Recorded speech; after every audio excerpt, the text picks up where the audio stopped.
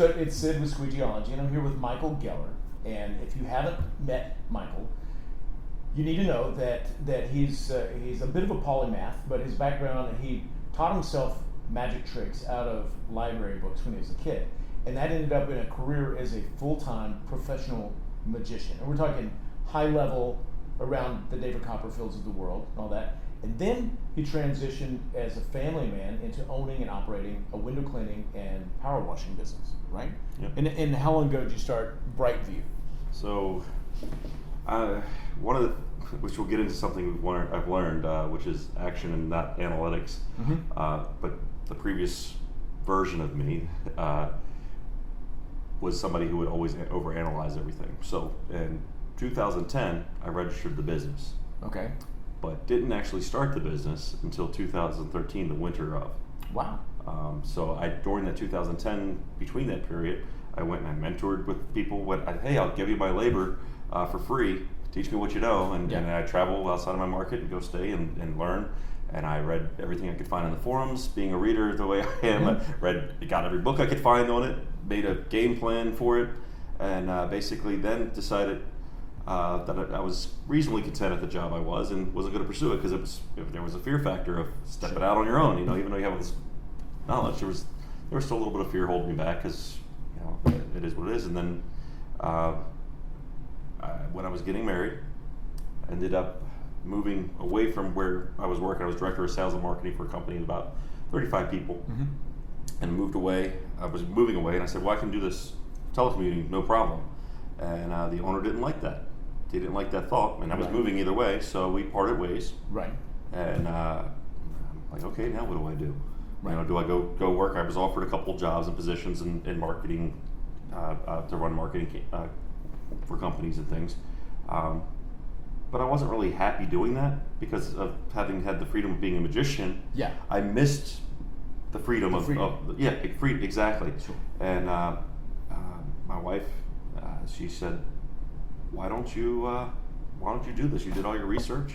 You've even done it, because I had a couple storefront accounts and done it with other people and things like that to get the experience." And with her belief, behind every good man there's a great woman, and that her belief, she pushed me to do it, and used that winter to do as much prep for marketing and everything. And in 2014, we really launched and ran. Right.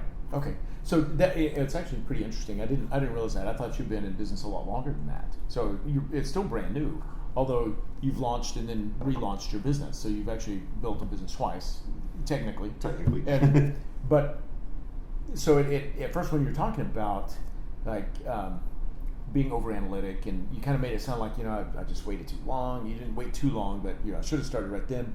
But most of the guys I know started a window cleaning business like this. They're like, I can do that. I'll clean windows. They buy a bucket and a squeegee, and then they go and stumble through it. And so they evolve into whatever, like they just kind of morph into something. But there was no plan other than I need to pay rent, or I want beer money, whatever it is. So they kind of grow by default, but they don't have a plan. They don't have anything laid out. And it sounds like you think you overplanned it, but you actually had a plan because I'm just going to call it 2 years because you kind of had a year off, right? Literally, right. Literally, yeah. So in 2 years' time, you've actually grown a sizable business. We're not king of the hill, but you've got a business, you've got employees, you've got systems, you've got multi-vehicles I'm here on the road. You're here. I'm here at the convention, and I checked my calendar, and we're booked out probably a week and a half while I've been here. Yeah. It's going. So a guy that starts with his old beater car pickup truck like I did, and a bucket of a pickle bucket with a bent squeegee, is not going to do that unless they learn some business principles. So I think it's also the age I started that too, though. Well, we were talking about maturity and the folly of youth a minute ago, which is very true. But what are some of the key principles? We were talking about principles earlier today. What are some of the key principles for a business here's why I asked. A lot of people think, entrepreneurship. If you're going to be an entrepreneur, that means you're going to be Elon Musk, or you're going to like design the next Instagram and sell it for $1 billion in year 3. That's entrepreneurship. Well, yes, it is, but no, it's not. Not for most people. Most of us are not getting angel investors in Silicon Valley money. We're we've got $100 saved up, or 500, or $1,500. You're like, I've got to make a run at this, and you're learning as you go. So what are the principles for like the regular guy that wants to actually build a business, not just build a job that keeps them trapped? They own their own job. Okay, and Matt Adwell and I. Yeah. It's what a wonderful thing to have met him. My business would not be where it is without having met him. And it's funny, we always fight over the check because he says the same thing about me. So it's like, let me buy you. My business wouldn't be where it is without him. So it's a good relationship. Yeah. We together we did we traveled around and did a MBA in a day type thing. Right. And during that time, I spent about 4 months prepping for this. Okay. And probably 30, 40 hours a month working on this to literally put everything I know about business into a 12-hour day. Okay. And over deliver. And this was the Accelerate program. Yeah, that was the Accelerate Okay. program. Yeah, and the day before was all about teaching employees to window clean quickly. Because that which is another story we can go. So that was the first day. The second day was all business and talk about principles. What we discovered in putting it all together, that there's an order, there's a structure to the principles that's very interesting. Yeah. So you have the principles, which are huge. Things in life like give to give, and having that giving mentality. Yeah. You will far more succeed in business than if you have a taking mentality. Yes. Those are life principles, and I think that's one of the other principles is you have to become. you can't fake. Right. You have to become. You have to internalize, which means changing your mindset, which means changing yourself. Sorry, you also asked a very broad question, so I'm trying to Right. but which goes to something I did want to bring up with us, which is there are no shortcuts. Right. If you look at nature, there's no shortcuts. If you look at muscle development, you go into a gym, you see a guy lifting 350 pounds, Right. you go, I want to do that. Well, right now I can do that many reps with the bar. I'm going to go, and you go every day for 5 months, and you eat right, and you train right. 5 months later, you still can't lift 350 pounds. So you're telling me, if I want a beautiful shade tree, I want an oak tree in my backyard, that I know, they take 30 years to get to maturity, but isn't there some hack where I can get a beautiful 60-foot shade tree in 5 years? You're like, no. Not if you want that type of tree. Right. You might be able to get a weed to grow that high and give you some shade. You can get some bamboo, it'll grow fast, but... Yeah, if you're Job and you have a bottle gourd plant. Yeah. There's that. But there's so Bill Gates, or I think it's in the Bible. Inside joke. It'll be in the footnotes. It's in the Bible. He talks about the concept. We were talking about this morning that people overestimate what they can do in 1 year and underestimate what they can do in 5. Yeah. And I think it's very true that there's a great book called The Compound Effect. Okay. And explains this. It's like it's doing the right things over and over, and it has this compounding effect, just like compound interest. Yeah. If you ever studied investment or anything like Yeah. that, it's ridiculous what a little bit can become by compounding. Yeah. And there's no shortcut. You have to I was talking to one of the guys here, a younger guy, and I said, with only a couple years of experience in the business, I could give you a $400 million business that's pretty much turnkey. Yeah. And you're probably going to run it into the ground because you're not the leader you need to be yet. You're not Right. the person you need to be yet. To run that. Run that and to become, exactly. Yeah. And so there are no shortcuts to that. As much as I love Howard Partridge, and I think that his courses are good, I love Josh's courses, I think they're good. I love Michael Gerber and E-Myth and all that. I think all that's good. One of the things most of the gurus do is in order to sell the product, and this is not a slight against them, because I think all their products are great, but sometimes I think the young guys look at it and they go, oh, I buy this, and I got this. Right, here's my hack. Exactly, Yeah. exactly. And they're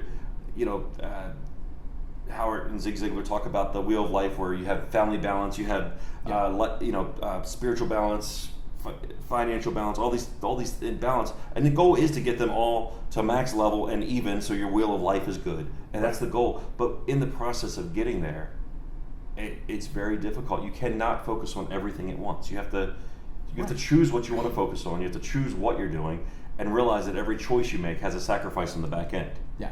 So that's where, going back to principles, with the program we put on that became the efficiency filter, which kind of aligned everything up, and it really does all start.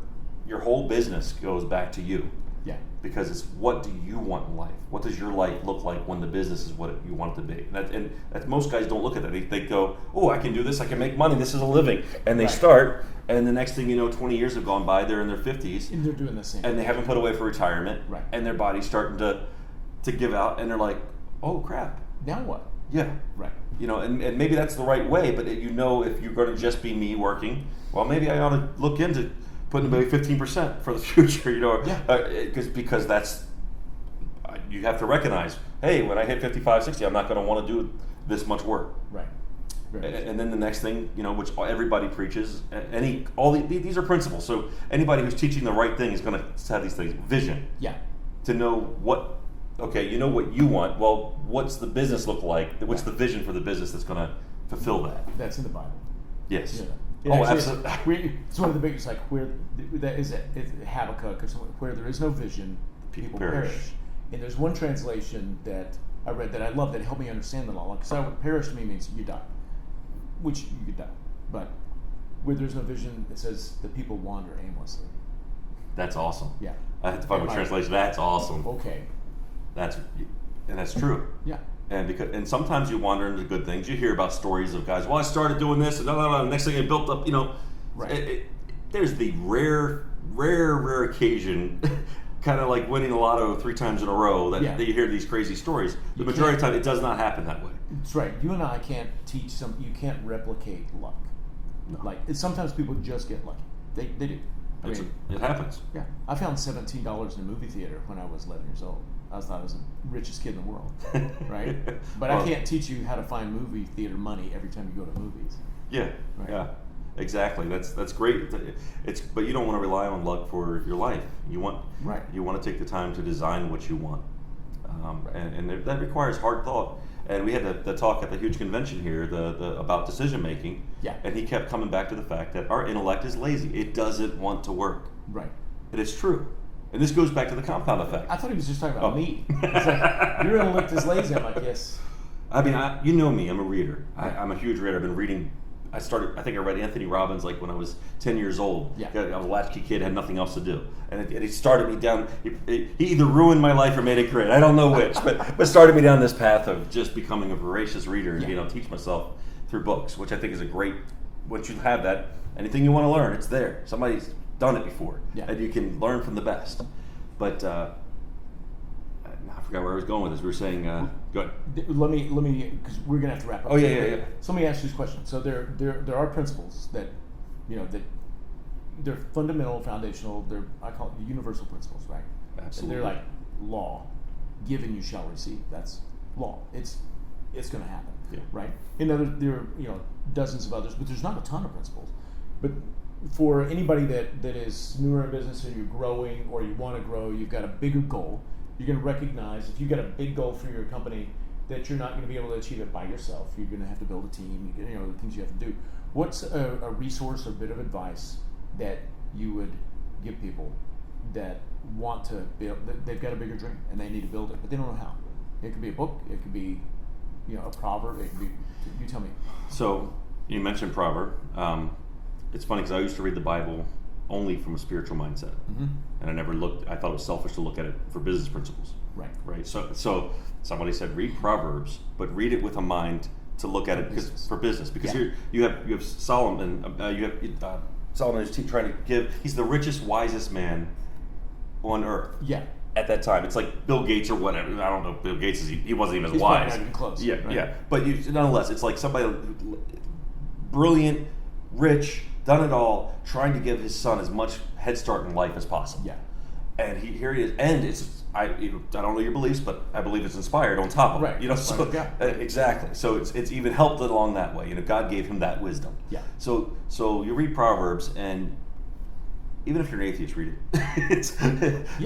That the principles are timeless in there. Yes. And you read it with a business mindset. Go through and write down anything out of there that you think you could apply to business, and you would be amazed at how many things apply to business. Yeah. And if you another book, Proverbs would be first. Right. But I like going to principle-based books.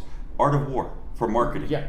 Art of War. I've got more ideas for marketing. Yeah. Going where the enemy's not. Right. That led us to targeting people who just moved in. Right. to the neighborhood because they don't have a They're window brand new. cleaner yet. They don't have a power washer. Yeah. Like so we use Zillow to find the homes that haven't been done, and we send a letter with a gift card and a gift card from one of the local coffee shops that they provide, and it goes out to.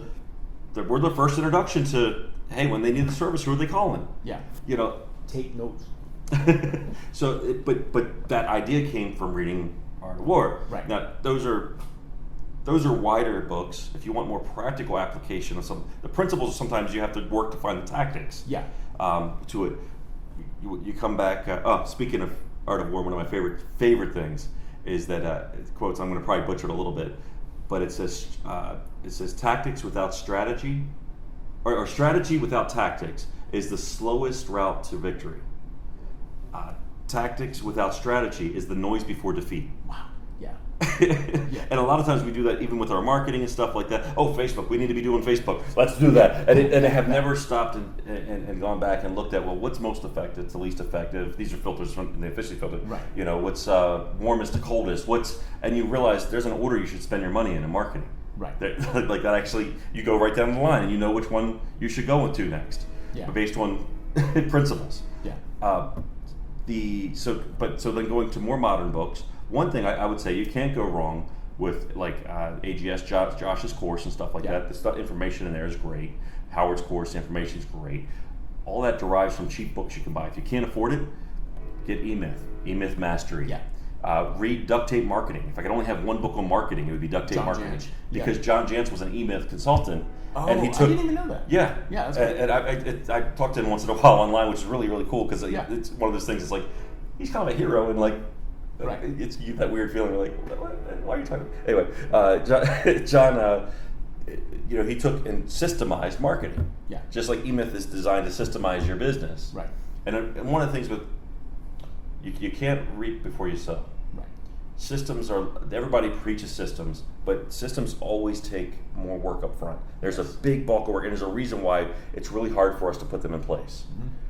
Because the reward is a little bit of time over a long time that you get back, and ultimately it pays way more but the investment up front is huge to get long-term results. And that would be something I would recommend to somebody starting out. Get into good routines. Yeah. So, for example, if you're not a morning person, maybe start working on becoming a morning person and use that extra time. Speaking of reading the Bible, I get up at 4:30 in the morning. I can tell you my routine: 10 minutes of reading the Bible, about 10 minutes of praying, and I'm specifically focused on thanking and being thankful for everything in my life to get into that grateful state that Gary Vaynerchuk and Tony Robbins talk about. Because when you're thankful, it kicks out anger, anxiety, all those things, and it gives you a good energy. Then I spend a half hour reading in the industry. Then I spend about a half hour thinking about where the business is going, and then I start working on a system for about an hour. Wow. And that, because once the day's going, you're not coming back to that. You're never going to have time to build a system. Yeah. Because you've got 15 customers and employees and everything else running and going on, and you'll never get out of that unless you sacrifice somewhere to build the systems to free up time. Right. And this year that's probably been the biggest thing is sticking to my routine. It's really hard. The discipline is really it's a muscle. Self-discipline is a muscle. Yeah. And to bench press 350. I could be more self-disciplined with my weight. That's what I'm working on now, is like trying to get in. Okay, I couldn't focus on my health as much because I was focusing on business and family and spiritual. Okay, so like something falls. Right. So now I'm like, okay, I need to add that into my routine. Right. And you just grow little by little by little until you have that big tree, till you're lifting 350 pounds. And unfortunately, there are little jumps and hacks that you can do from learning from guys like you. Yeah. I've learned a lot from you. And it's you learn from guys who've been there before, and they can tell you, hey, do this, not that, and they tell you why and all that, and it can shorten your journey. But at the same time, but it won't replace your journey. Exactly. Right. Like I said, like Howard and Josh, they were at the convention here, and sure, their products can shorten your journey. Yeah. But they won't replace it. Right. You still have to do it. They can show you the path. You still got to climb the steps. Right.